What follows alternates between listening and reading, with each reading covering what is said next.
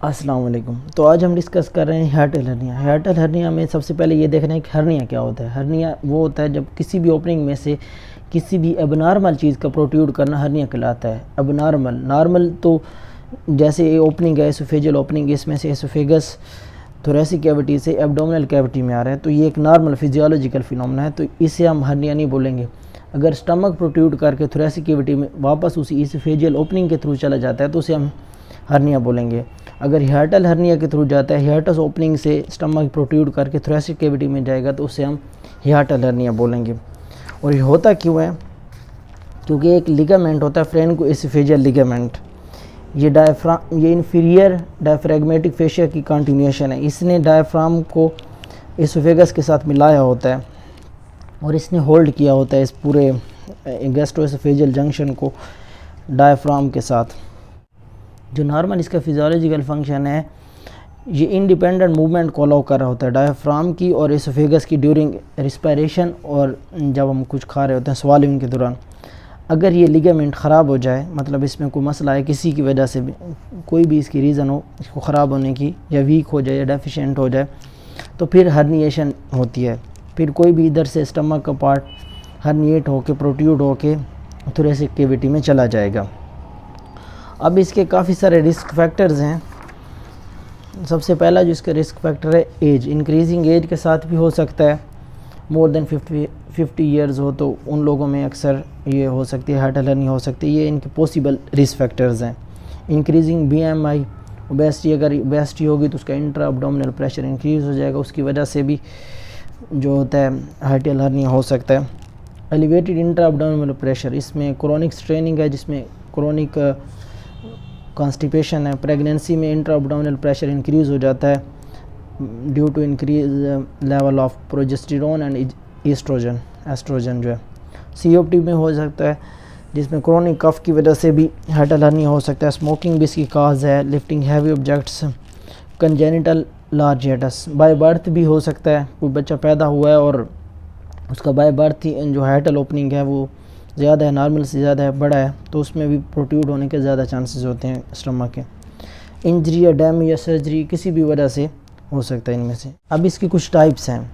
सबसे पहले जिसकी टाइप है टाइप 1 स्लाइडिंग हार्टल हर्निया। ये 95% कॉमन है और इसमें क्या हो जाता है gastro-oesophageal junctions move up into thorax. तो इसमें क्या होता है गैस्ट्रोएसोफेजियल जंक्शन जो होता है वो मूव हो जाता है थोरैक्स में प्रोट्रूड करके, और ये यूजुअली एसिम्प्टोमेटिक होती हैं जैसे कि आप इधर देख सकते हैं। अब ये डायफ्राम है, ये वाला डायफ्राम है, और ये लोअर एसोफेजियल स्फिंक्टर है, मतलब ये गैस्ट्रोएसोफेजियल जंक्शन है, ये मूव कर गया थोरैक्स कैविटी में। इसे हम स्लाइडिंग हार्टल हर्निया बोलते हैं। ये बैक एंड फोर्थ मूवमेंट होती रहती है इसकी, कभी ये नीचे आ जाती है डायफ्राम के, कभी ऊपर चले जाती है, तो ये बैक एंड फोर्थ मूवमेंट इसकी चली रहती है स्लाइडिंग हार्टल हर्निया में। और दूसरी इसकी टाइप है पैराएसोफेजियल हर्निया। पैराएसोफेजियल हर्निया में क्या होता है कि all or part of the stomach herniate into thorax. इसमें ये होता है कि पूरा या स्टमक एक पार्ट हर्निएट करके थोरैक्स में चला जाता है, लेकिन इसमें गैस्ट्रोएसोफेजियल जंक्शन जो होता है वो उधर ही रहता है डायफ्राम में, जो उसकी अपनी मतलब फिजियोलॉजिकल उसकी पोजीशन है वो उधर ही रहता है, वो उधर से नहीं हिलता। सिर्फ स्टमक का एक पार्ट या पूरा स्टमक प्रोट्रूड करके थोरैक्स कैविटी में चला जाता है, और ये पैरेलल होता है एसोफेगस के, इसीलिए इसे पैराएसोफेजियल हर्निया बोलते हैं। और इसकी तीसरी टाइप है मिक्स्ड हर्निया। इसमें टाइप 1 और टाइप 2 होते हैं। तो इसमें ये होता है कि ग्रेटर कर्वेचर जो होता है स्टमक का वो प्रोट्रूड करके चला जाता है थोरैक्स कैविटी में, और साथ में गैस्ट्रोएसोफेजियल जंक्शन भी चला जाता है, क्योंकि ये टाइप 1 भी इसमें होगी और टाइप 2 भी होगी, तो इसीलिए इसे मिक्स्ड हर्निया बोलते हैं।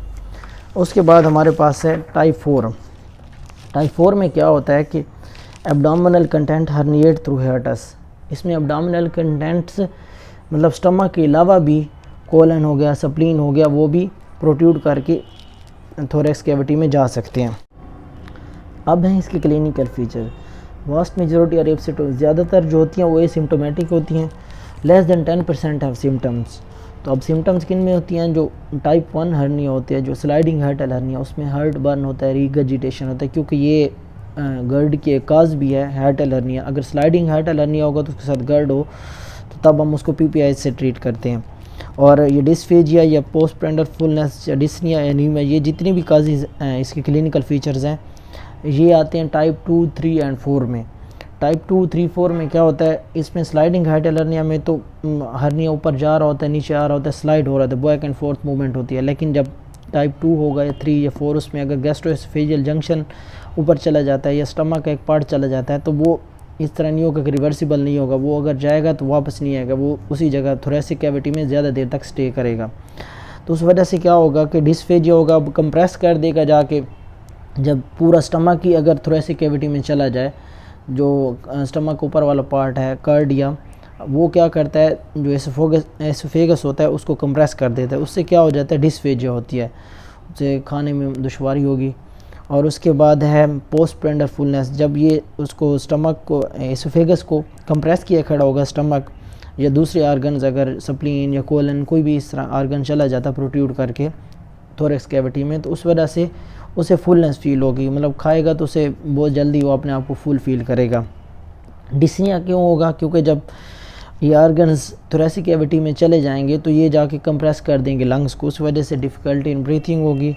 अनीमिया भी हो सकता है, क्योंकि अगर ज़्यादा देर तक थोरेसिक कैविटी में ये आर्गन्स रहेंगे तो उधर अल्सर हो जाएगा, अल्सर से अनीमिया हो सकता है, स्टमक के अंदर अल्सर हो जाएगा, तो उस वजह से एनीमिया भी हो सकता है, सेप्सिस भी हो सकते हैं, परफोरेशन भी हो सकती है, और भी काफ़ी सारे इसके क्लिनिकल फीचर्स हैं। अब है डायग्नोसिस। अब हम डायग्नोसिस कैसे लगाएंगे, सबसे पहले तो है एक्सरे चेस्ट का हम एक्सरे करेंगे। अब इसमें क्या चेक करते हैं कि एयर फ्लूइड लेवल चेक किया जाता है एक्सरे के अंदर। इसमें जो एयर फ्लूइड लेवल होगा एक्सरे के अंदर, एयर जो होगी वो ब्लैक होगी, अगर एक्सरे में आप देखेंगे तो एयर जो होगी वो ब्लैक आपको नज़र आएगी, और जो फ्लूइड होगा वो वाइट नज़र आएगा।